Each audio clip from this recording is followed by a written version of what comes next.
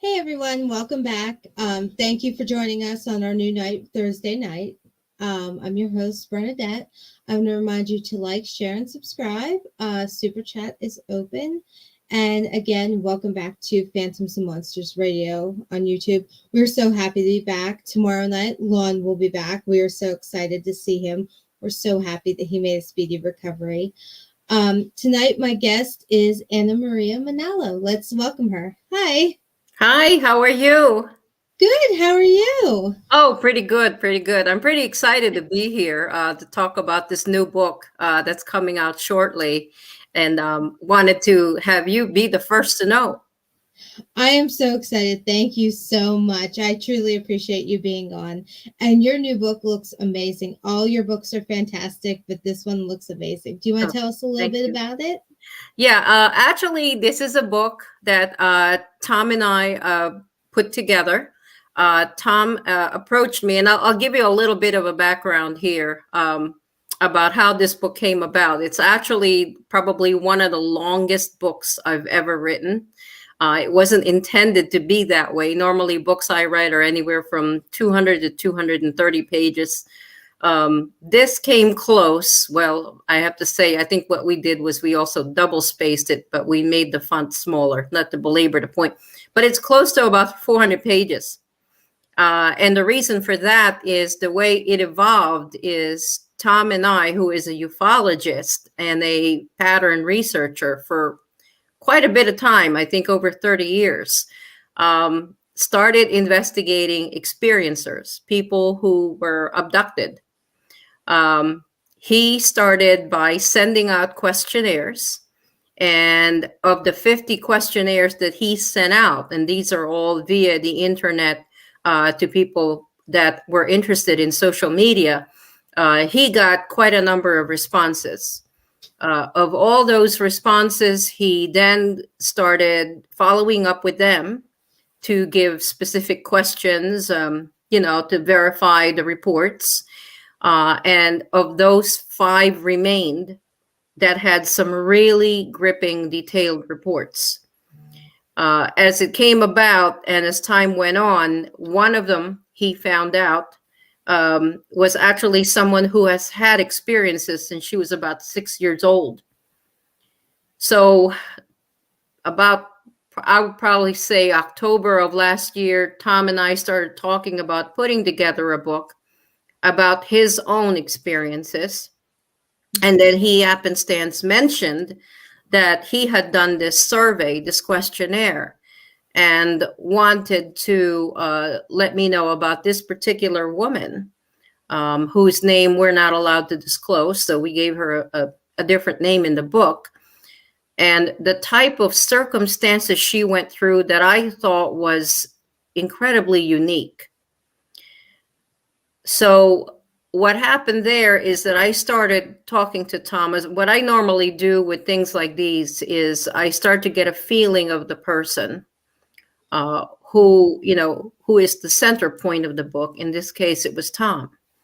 But I also had another person who was going to be the center point of the book. So I reached out to her.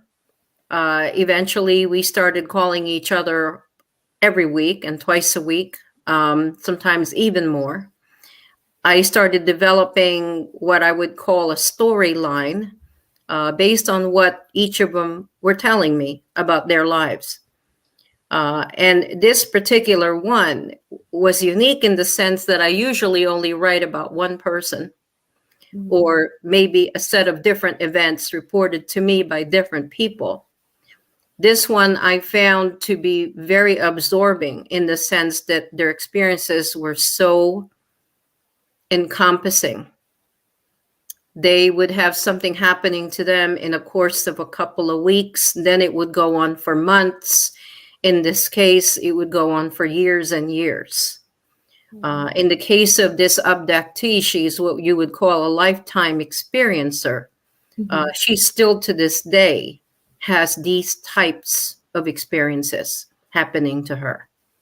Wow. Does anyone else in her family besides her have this happen, or is it just her? For some reason, it's just her. And I thought it was very strange, Bern, because there were 3 children involved. This all began in 1955. And this is an area that's not too far. It's in New England. It's in a very small town. And I had to fictionalize the name of the town because she did not want people driving by and looking at the house and things of that nature. So I dislocated it a bit, so to speak. I changed the location. But the town remains very small, very obscure. And in this town, there was a building which was the center point of the main street. It had a grocery store on the ground floor at the time in 1955. The building had about 5 floors. And this gentleman who bought the building actually came back from World War II. Oh, wow.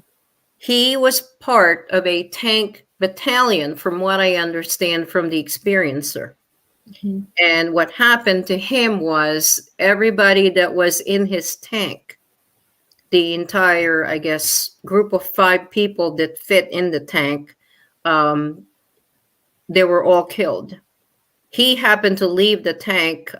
He left it to forage for food, I believe. And then when he came back, the tank was on fire. Everybody that was in it was dead. So they were all decimated. He was then reassigned to a different tank. When they started going through, when Germany was falling, and we're talking about the last year of World War II, the last 3 months of World War II, they were crossing the Rhine River, and they came upon a German village. It was actually a pretty sizable town. And they were looking, again, for food, water, supplies, anything that would make life more livable for them.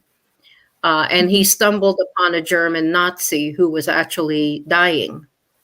The man was injured, was lying on the ground. He was in the interior of a building that was already in rubble. It had already been bombed. So Germany was falling, and all they were doing they were basically looting, as soldiers do in war. Right. He found a pistol and shot the German dead with it. Not to give away too much, but the pistol apparently was used during the war. I was informed later on it killed thousands of people. Wow. Using it as kind of like a trophy, he took it back with him. He placed it in a duffel bag and then proceeded to go back to the tank with all kinds of other foods and things. The duffel bag made it back to the States and into this building, into this village, and eventually into this family's unit, which was the 3rd floor of the building.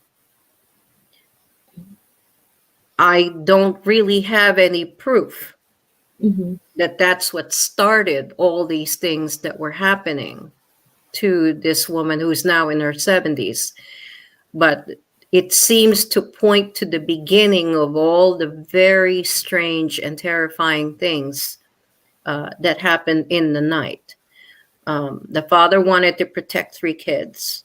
And as the story goes, he took the gun, the pistol that he got from the Nazi, out of the duffel bag and proceeded to place it in a crawl space right above the ceiling, of all places, in his oldest daughter's bedroom. So he climbed her bed, pulled down the trap door that had a set of stairs, climbed up and threw the pistol with the intention of, keeping it away from the kids, which is understandable. Right. And then he closed the trap door, and then things started happening. Very strange beings started manifesting in the house. And so that's how this particular story begins. Wow. Could you give us a small, brief, glimpse of any of her encounters, any of her personal encounters, maybe even something she told you that didn't end up in the book, if you could share that? For the most part, I think everything that she has told me, and what I do is I keep a notebook from week to week as I talk to her and I try and develop the book. I Mhm. write down everything she told me, and I don't believe I missed anything. The one that stood out in my mind, which affected me personally, and I always wondered what that was about, Mhm. was there was an account that she had told me something that was an amorphous black cloud was exiting the ceiling right by the trapdoor one night. And she could not open her eyes. She knew that something was up there. Mhm. She wasn't clear whether she was in a fit of night terror, which would be something like a nightmare. Yeah. She was paralyzed Mm. from her head to her toe. Somehow something told her she wasn't supposed to be looking at them. But in the process, she was able to glimpse it. And she thinks it was because it finally allowed her to look. And by the time she did, there were 3 children at the foot of the bed. They were in tattered clothing. Mhm. They looked like they had been in a fire of some sort because their clothes were singed and their eyes were just hauntingly bloodshot. And they were just standing there looking at her, and they looked like they were angry. But that's not just part of it. The other part of it is the noise that was coming from them, something around that room that made it very, very cold and creepy. There was a growling. And she was having a series of dreams Mhm. about a dog, a white dog that somehow came up to her. And for some reason, she wanted a dog. She was just a Mhm. child. Right. It came up to her and she tore the dog to pieces. Oh And my it was goodness. so difficult for her to understand why she would do that to an animal. Yeah. Especially if she was so little too. Yeah, yeah, That's terrifying. That really is. Now, yeah. does she still have the pistol to this day, or did she get rid of it? She thought that it was gotten rid of, and this is another mystery that happened to this family. Somewhere around the time, there was a New Year's Eve party in the town, and some of the friends of the sister who owned a huge house had a New Year's Eve party, and they all went there. Mm. One of her other friends, the parents owned a bar. They were sent on an errand to go to the bar and get more, I guess, more drinks, more beer, and all that kind of stuff. Right. On their way there, they discover that the department store, I forget what it's called now, had a fire, which then spread to the movie theater, which then spread to the building they were living in. So their building caught Mhm. fire. And as she's standing there watching the building on fire, Mhm. it's funny because when you think about a childhood home, you're usually devastated, and terrified. Oh, I lost everything. Yeah. She was actually relieved that Wow. the building was on fire because she knew that that Yeah. nightly terror that she would have with her 2 siblings, because they were both around by then, Mhm. um, would be gone because the gun would be gone. The gun would have been burnt in the Right. fire. But later on, she found out the gun survived because for some reason her father had taken it. Mhm. So it survived, and it ended up with her youngest sister. Oh my. Yeah. Now, does her sister have any activity or no? There was nothing that was reported to me.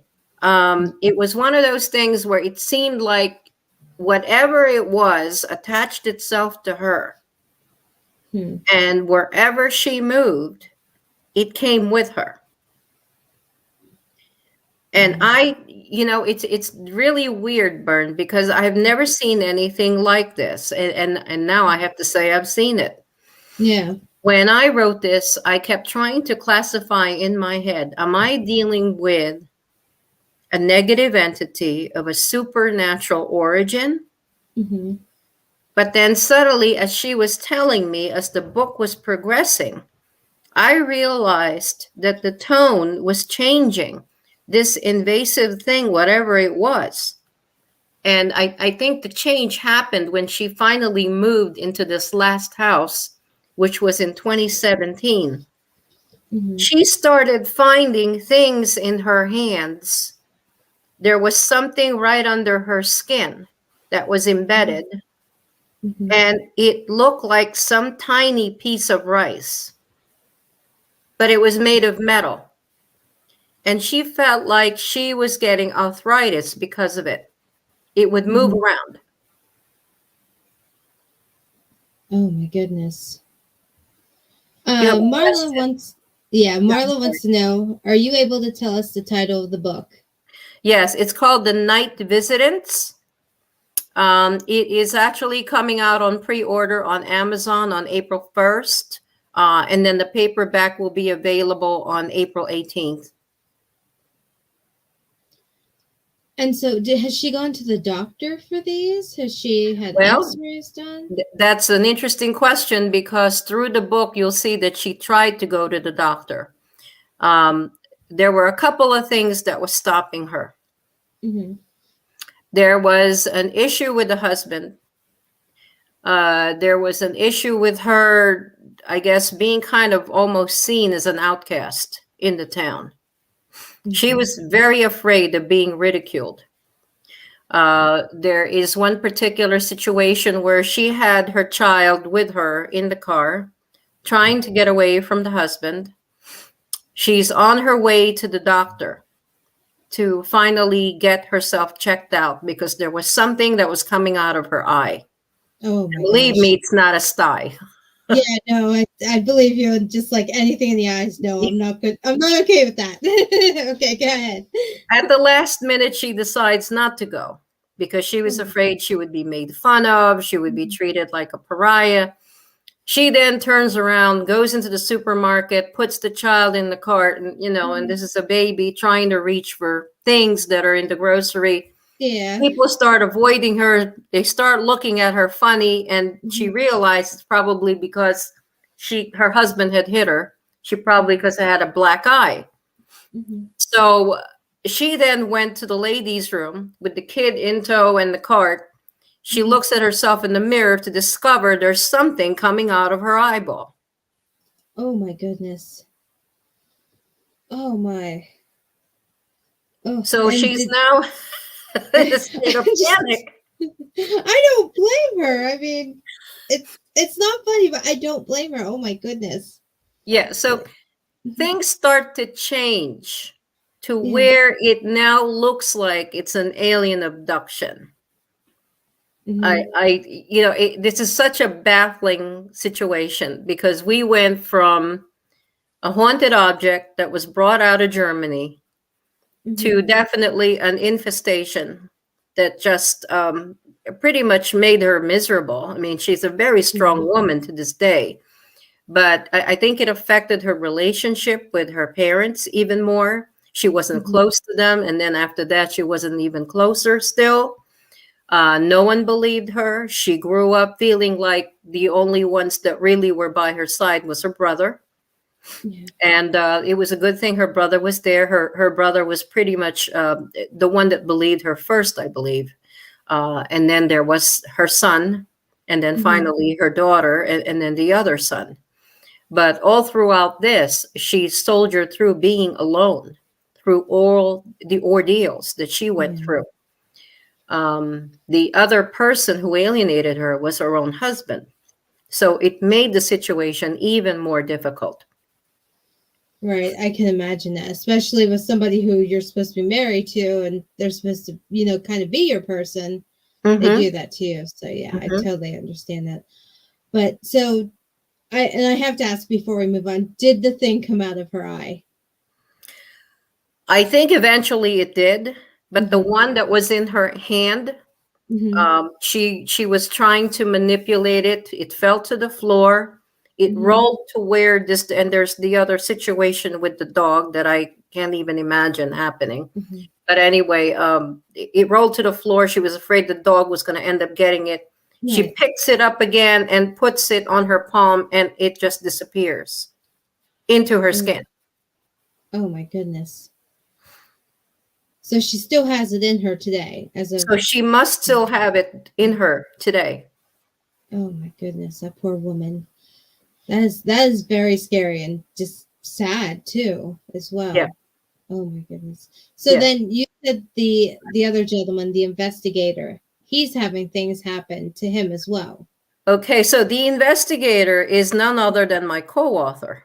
Okay. And as he's investigating this, things are Mhm. also happening to him, to Tom. And so it's a unique story in the sense that he's talking about what is happening to her.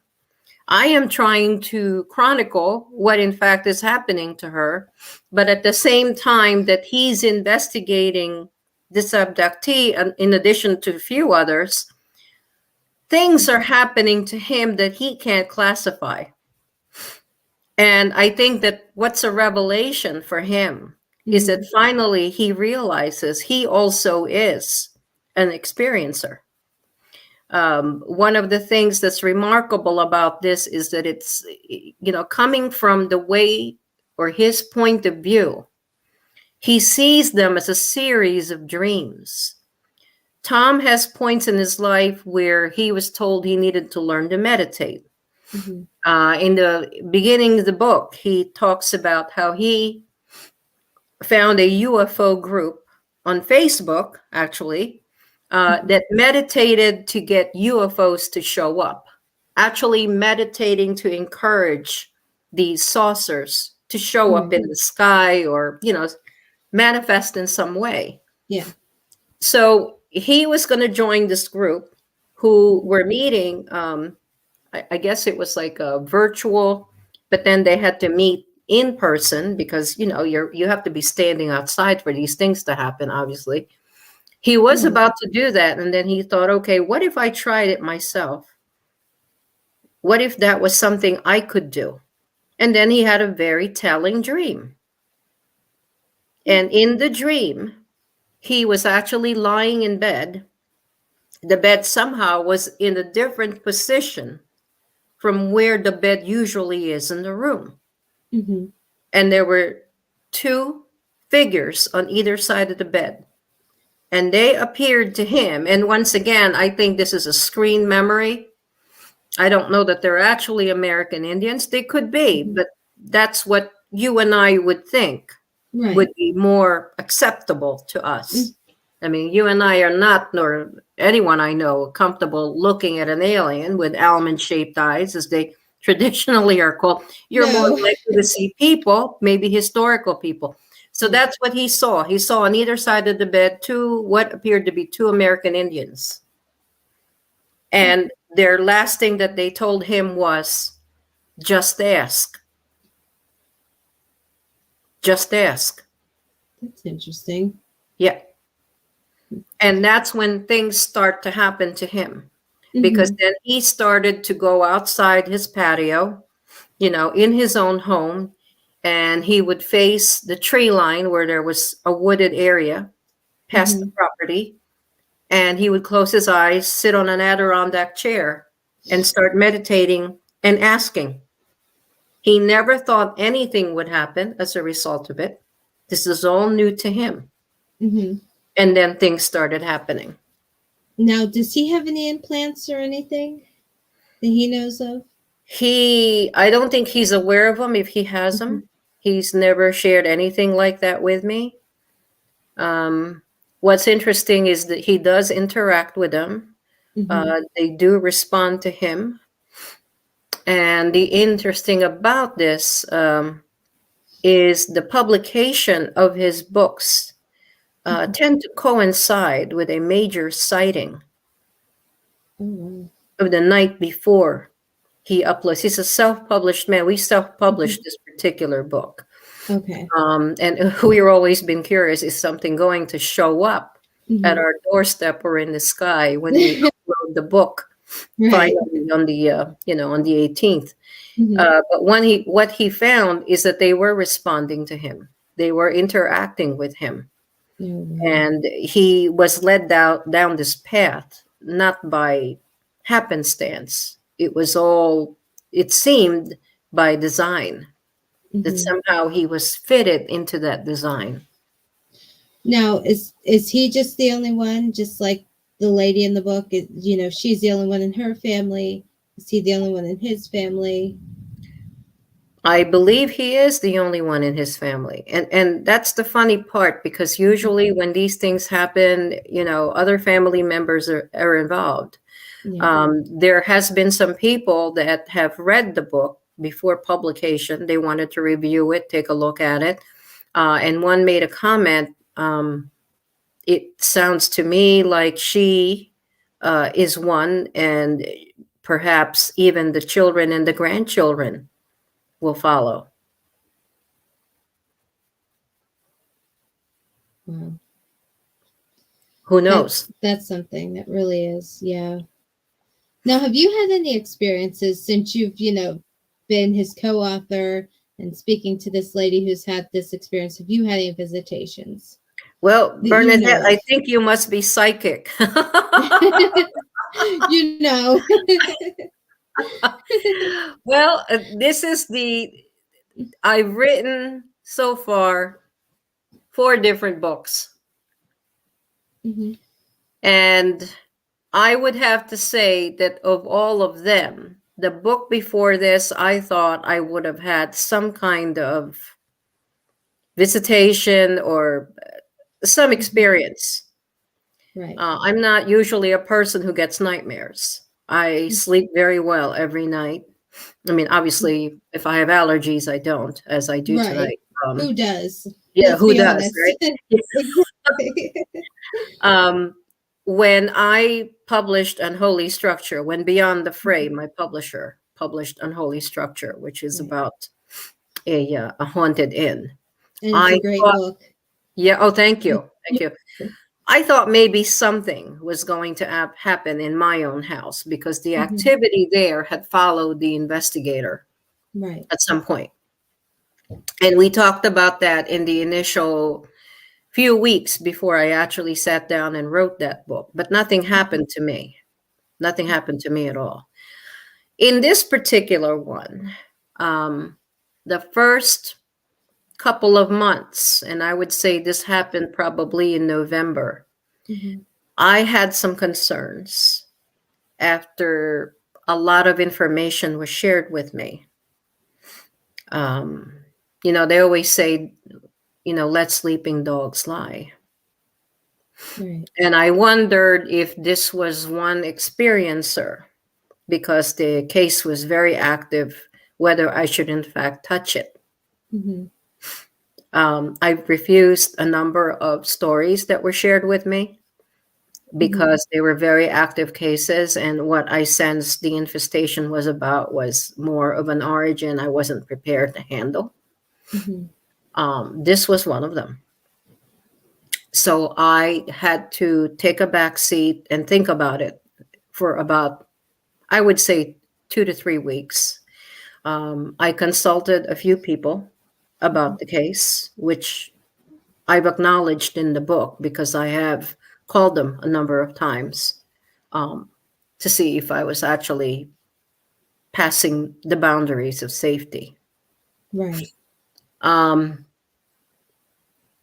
at the conclusion of that, I Mhm. decided I would go forward and listen to the rest of her story. And of course, it evolved to become more and more frightening.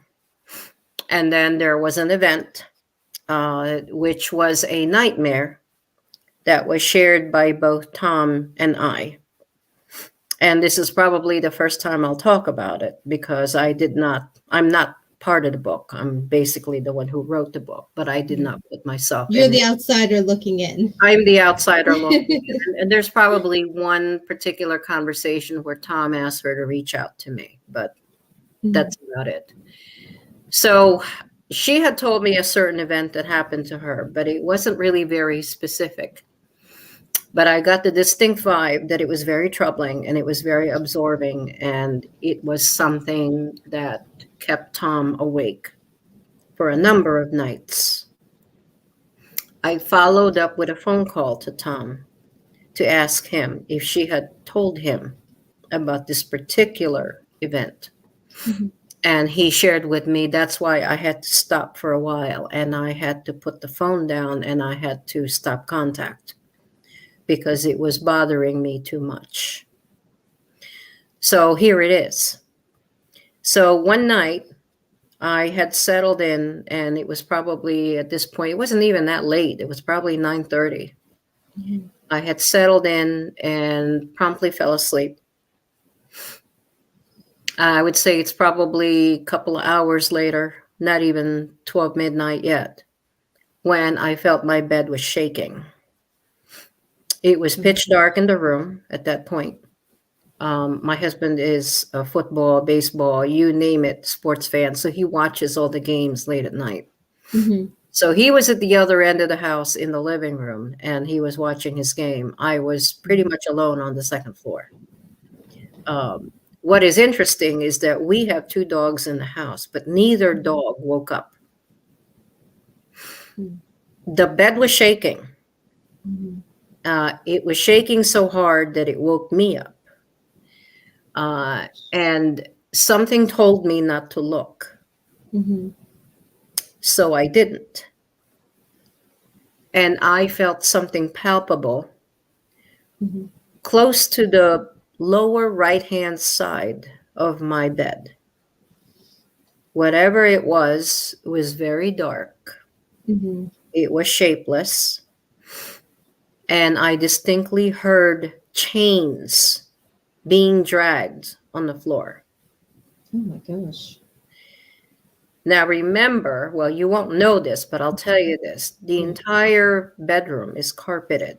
Kind of like, before the show started, you were talking about the carpet in your bed. Our bedroom is also carpeted. So for chains to be heard dragging on the floor, usually the floor had to be either cement or at least hardwood or metal. Right.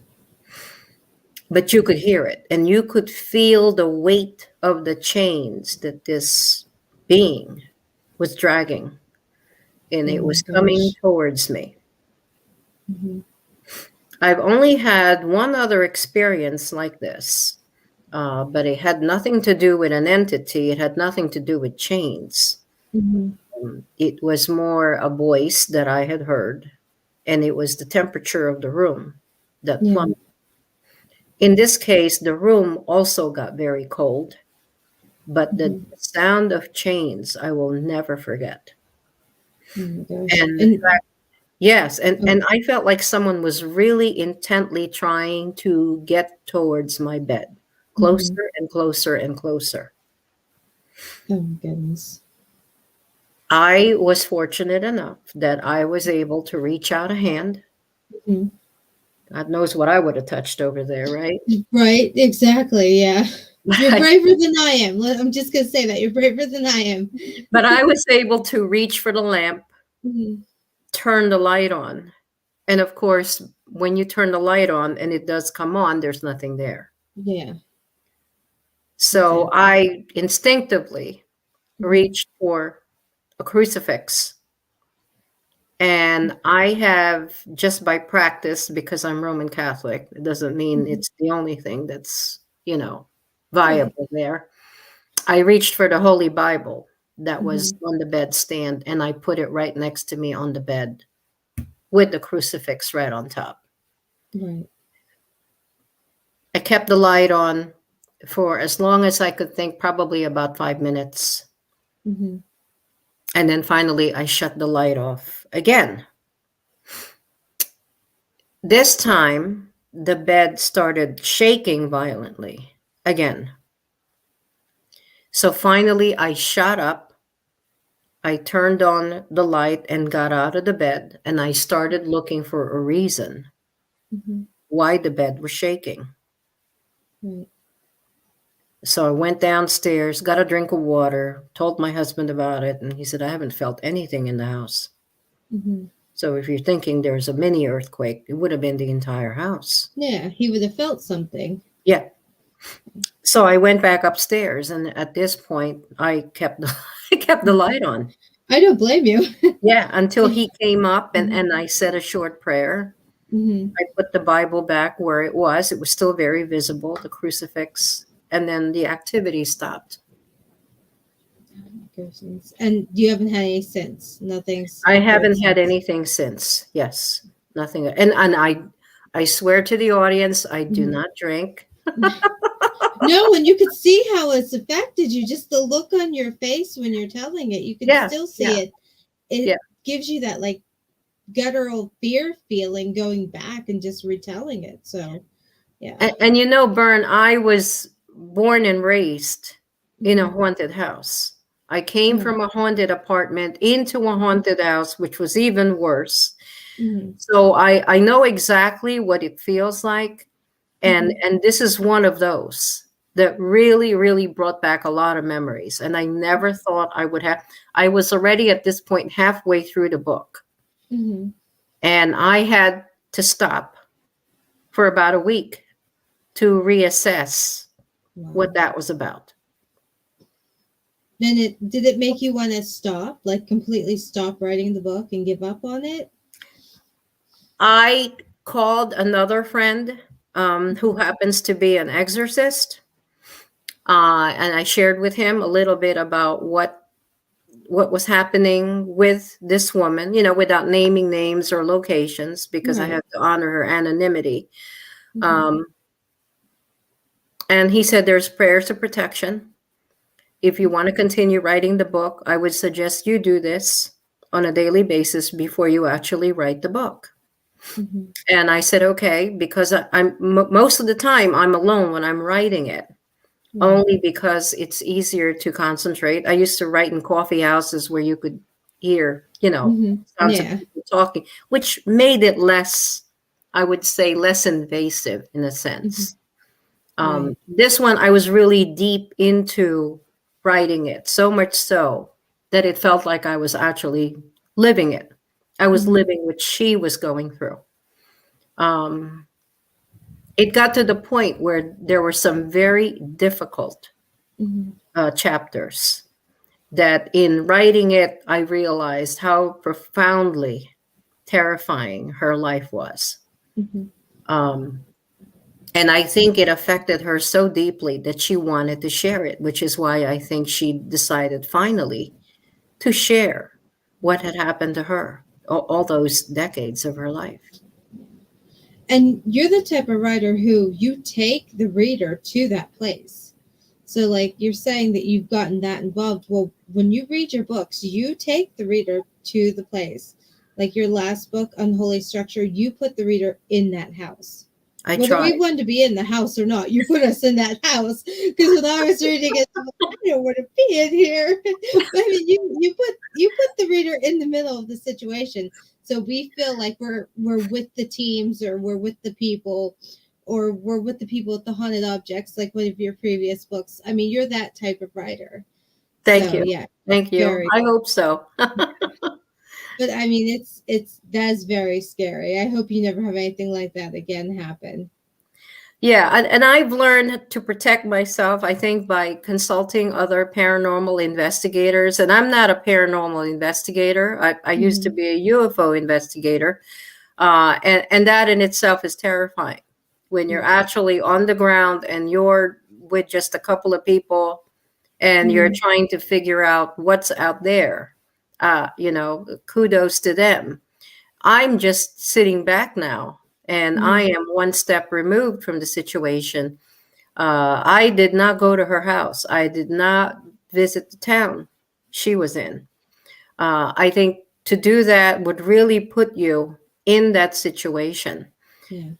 But I think writing about it was enough to make me realize I might as well be in there. with her. Yeah. Now, being a former investigator, the cases you've worked on, comparing it to this case, is this case probably the worst case you've seen, or have there been worse, even more worse cases? I think there has been one that's worse, but this one is the one that's most convoluted in the sense that, you got two investigative camps that I could tell. You've got the UFO investigators on this corner, and then you have the paranormal investigators who are looking at haunted homes, haunted objects, things of that nature. They don't necessarily mix together. They're in like two separate camps. But in this book, you're going to see that it's impossible to separate them. When I look at all the information that I had been given by Tom and by this woman at the same time, I'm thinking to myself, okay, we start with a haunting and we end with an abduction. Yeah. There's just no other way to, because I try to turn it so many different ways to figure out, okay, when the haunting ended, is that when these ETs came in? Or are we just looking at shapeshifters that are acting as if they're abducting? And she was levitating as well. Oh my goodness. So I don't know. You don't, yeah. I mean, was there ever a brief pause in between like the hauntings and the abduction, or did it just like go right together? Like, It kind of shifted, is the perception I got from the interviews I had with her, that somehow it was proceeding as a haunting, an infestation that seemed to follow her from her first home to the second home, which was the grandfather's house, into the current home. But somehow, as she told me in 2017, she started getting abducted. And there's more to it, Bernadette, than just an abduction. And this is when I started believing it. This is when Tom started getting photographs. Oh my She was sending him photographs. And I happened to get one of them. Was it just photographs of what was happening to her or of the beings? She was getting injuries. Oh my goodness. And at that will we point, see these in the, oh, sorry. No, go ahead. Will we see these in the book as well? No, she would not allow us to publish it, but a medical doctor did examine her. Okay. And he believed her. And so now the three children believe her. Her friends now believe her. She's no longer alone, because now we have concrete evidence of things that were happening in the dead of night when she's alone.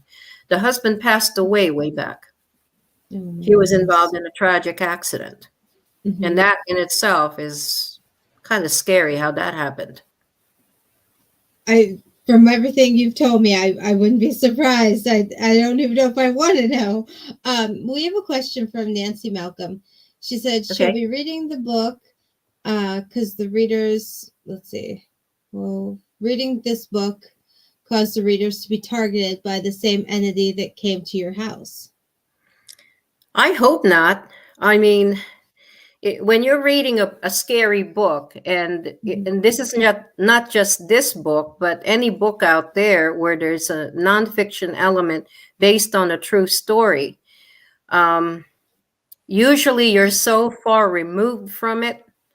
Like when I think about the Ed and Lorraine Warren cases, the stories that came out of Connecticut, the Annabelle doll and things of that nature, I think the people who were directly involved, that actually came to the site and got in contact with the object or the house or the people, usually I think that's where you end up in danger of an attachment. This one, you're far removed. You're going to read about it, and like Bernadette said, you're probably going to become immersed in it. But I have yet to hear of anybody, becoming contaminated, so to speak, a lack of a better word, by just reading it. Yeah, I certainly hope not. Right. And I've read 2 of your books so far, and no, nothing bad has happened to me. Nothing. I've just felt like I've been in them, like you said, immersed in them, but nothing bad has happened. So, but I mean, you were basically close to the situation. I mean, you were in contact with this woman. you were in contact with your co-author. You were just like literally in the middle of it. So that would kind of, put you in the forefront of their attention, of these beings' attention. And I would say, just to add, to allay Mm-hmm. anybody's fears. I mean, my co-author has talked and known this experiencer for several years.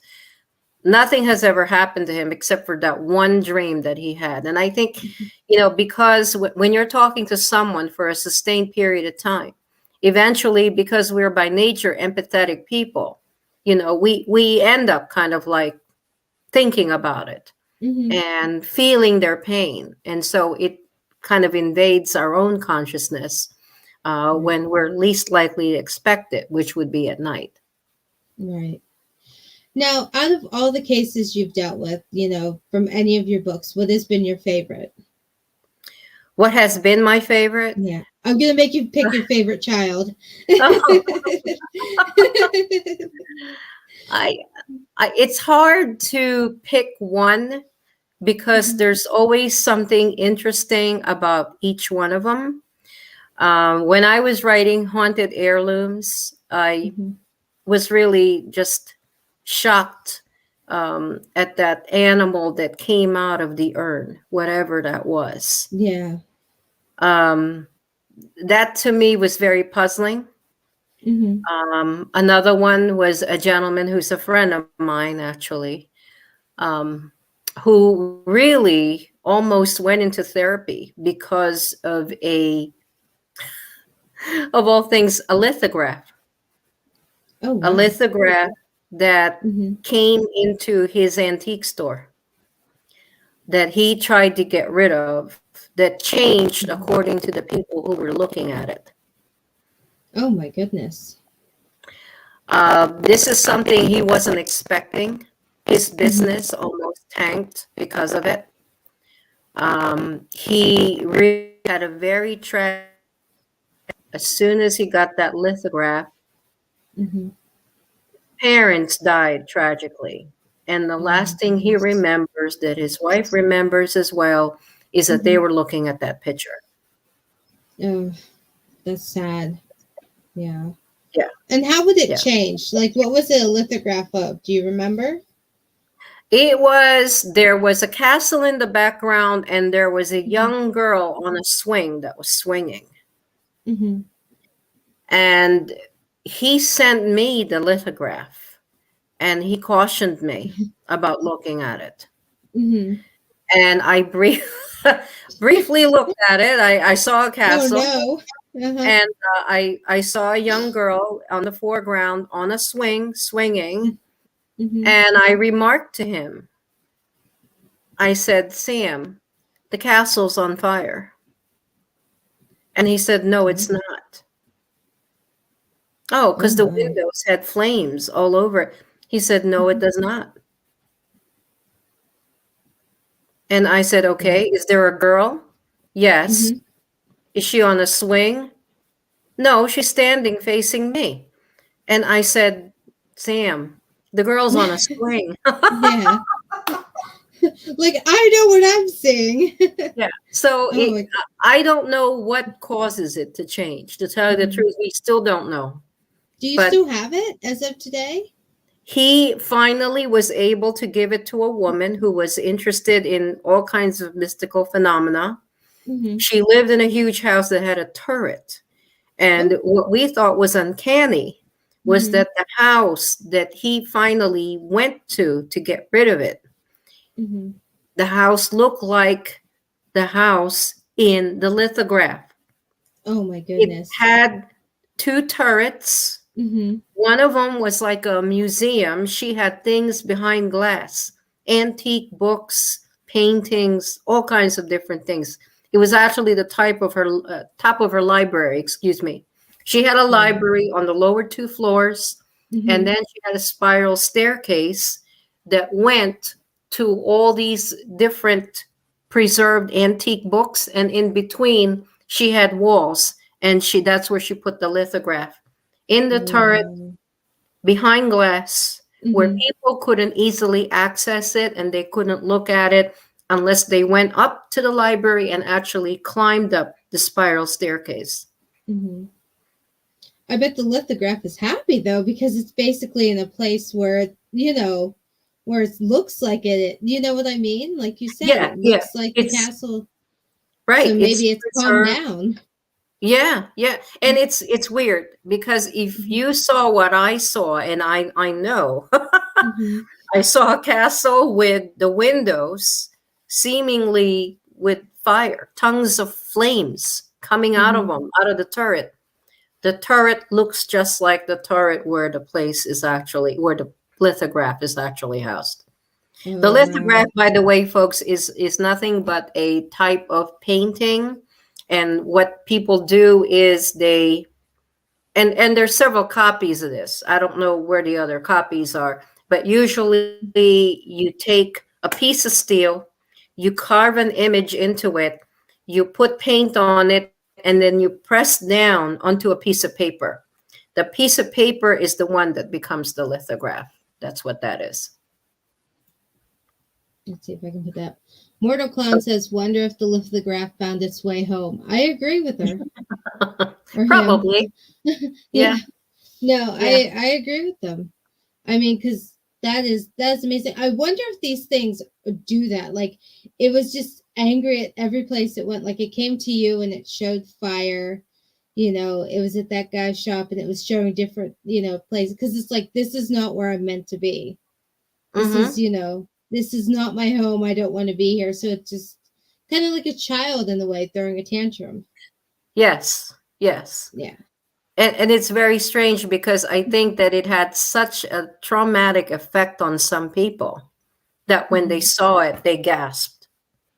Oh And my it was goodness. playing with Sam's head Mm-hmm. because it got to the point where he rolled it up, took it to his parents' house that he was about to sell after they passed away because they had this beautiful home out in the sticks somewhere. He put it in the fireplace. He tore it up, put it in the fireplace, and it still came out of it intact, Oh my goodness. unblemished, Yeah. unsinged, as Mm-hmm. if nothing had happened to it. It was so indestructible, he didn't know what to do with it. A bad idea. The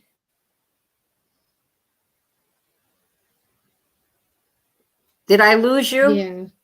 Oh, I okay. think we did. I think we're having a storm here, so I think we did. Oh, Um, wonderful. yeah, right. It's been thundering. I'm surprised nobody's commented on the thunder, but yeah, it's been thundering. Um, I think maybe that like made it angry, putting it in the fire. Like that's just a way to just make things worse. I mean, but I Mhm, understand. Like, what are you gonna do? What if all mhm, else fails? You're gonna just natural reaction is just like burn it to get rid of it. mhm, mhm. So it's Another one that stood out, and this is earlier on, this was in the first book, and I probably discussed this in the first few times I was in Lon's show, mhm. is the encounter I had. Well, I was too young at the time, but my father's encounter with a Mothman. Do you want to retell that for everyone who doesn't know? This is one where, and this is very personal to me. I was only 2 years old when this happened. Hmm. But I think this is what set the course for me to become interested in the paranormal and eventually to write about it. My father himself was a writer. He was a freelance writer. At the time, we were in the early 60s, not to date myself, but he was he was renting a townhouse with my mother. Hmm. The townhouse had 3 bedrooms. One bedroom was theirs, one was the nursery, which was mine.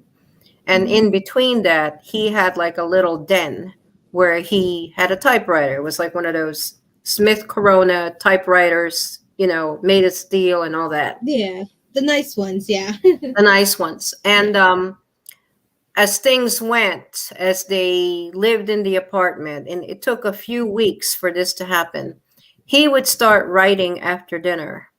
And he faced a huge window. The window went all the way up to the ceiling and across to the other 2 bedrooms on either side of him. Hmm. There's a huge tree in the back with a creek. And as soon as night fell, something would unfold itself from that huge tree and come and attach itself to the window and look down at him. Oh my And goodness. I remember when I saw the movie with the Mothman with Richard Gere, I just had a visceral reaction. It just really took me by surprise. And to this day, I don't know why I reacted that way. I must have seen it. You must have, even being 2 years old. I mean, you would have that memory, but not the hard, the core memory of like, oh, I can recall it. Yeah. Yes, exactly. I think that's what it was. Mm-hmm. But apparently my mother never saw it. Okay. Mm-hmm. Until one particular evening. We had a woman who was helping out in the house, and she was coming in to check on my father, and she saw the thing standing right outside the window. And what she described was a bat with the wings spread out, looking right down at him with the eyes of a goat and kind of like that long goatee with the horns. Mm-hmm. And she just sensed evil. She started screaming. My mother ran up the steps just in time to see it hovering. And my father was looking down. He didn't want to make eye contact. And apparently he wrote about it. And some of it was not published. One day, I guess I'll find it. I don't know. She reached for a cross that was on the other wall of the room. She grabbed it off of the hook and she approached it, which I thought was really brave of her. And she put it against its face. And whatever, like with the vampire movies, the vampire shields itself from the sun. This creature just kind of shielded itself with its bat wing and started to go down like it's effervescing towards the bottom of the window. And this is the second floor. Did they find anything like on the lower part? Did they see it? No. There was nothing, no footprints, nothing at all. And this went on for several months. I wonder why it targeted like your family. Yeah. What was it about, that and like maybe your dad or even you or your mom? You said your mom didn't see it often, but still, I mean, there was something about the house or the people in it that it was. And it's interesting, Bern, because the house is newly constructed. This was a development of 6 different units. They were all attached townhomes, and we were somewhere in the middle. I actually had a chance to visit it back in, I think it might have been 2005 or 2006. And I was escorted by my uncle. I brought my husband with me, and we were standing right outside the gate of this townhome that stretched all the way towards the back. The creek is still back there at the time, and there were still trees along the creek. And I actually was able to walk towards the creek, and I went in and I stood and I looked up the bedroom window. The bedroom window is still there. And does someone new obviously live there? Is there a new family in there? Oh, yeah. The people have been living there. We talked to a gentleman who had the unit that was right next door. He came in totally appalled because my uncle was gesticulating all over the place. So excited, talking about, he was reliving what happened that evening. And he was just taken up by it. And we were standing there and the man said, "Can I help you?"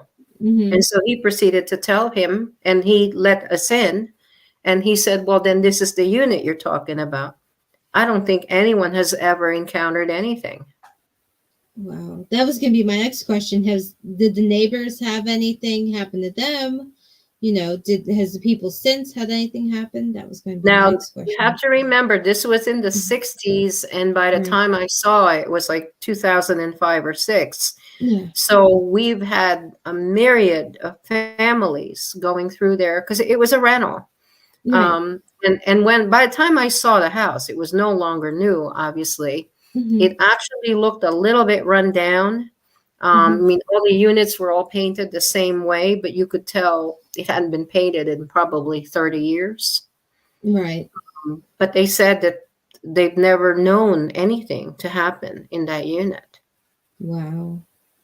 So then that had to be something with your family or something. That's so interesting. That really is. Yeah.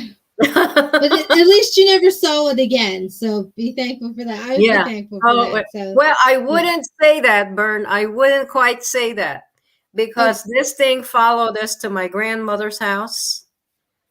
Oh my goodness. And I don't even remember how we got rid of it because I was still a kid. But I remember there were other manifestations, other smaller entities that were in my grandmother's house, because where her house was built, there was a battlefield and they had Japanese bones. Oh, wow. Soldiers' bones that were found in the backyard. Wow. They were there. Well, that's something. That really is. Are they still there, those bones, or have they been excavated, or? I don't think anybody ever touched them. Oh, geez. Yeah. Yeah. Yeah. Thinking about that, just, you're like, I'm not going to tell them, though.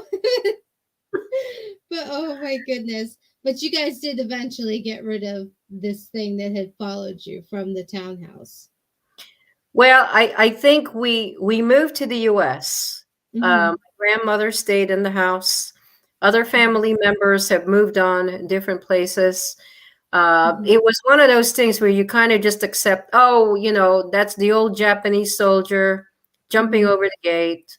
Oh, yeah, we even gave them names because they would just, people would come in and visit, and sometimes people wouldn't stay for dinner. And so we figured, okay, that's probably because they saw something at this window. Yeah. Yeah. And it scared them bad enough that they were like, no, I'm good. I'm not hungry.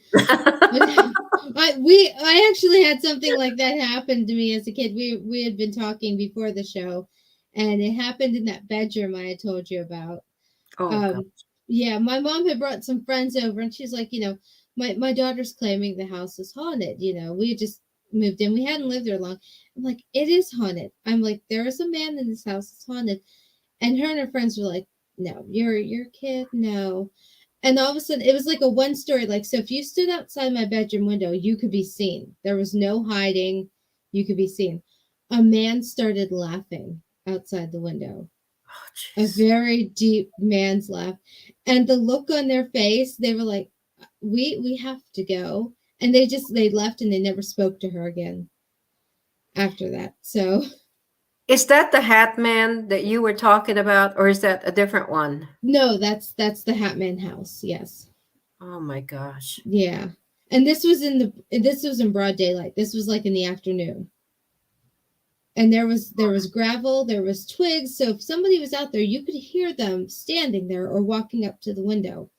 There was nobody out there. So we've had things like that happen. There was one instance where there was a smoking man. I don't think he had a hat on, but it was shadow, deep shadow.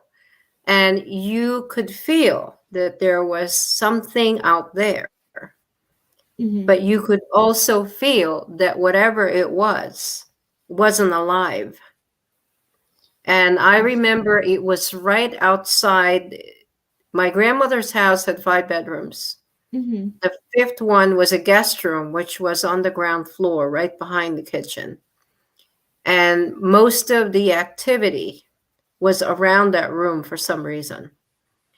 The room overlooked the backyard, and on one side, it would face the driveway leading out to the carport. And the man would show up at dusk, and you could kind of like see him peeking in.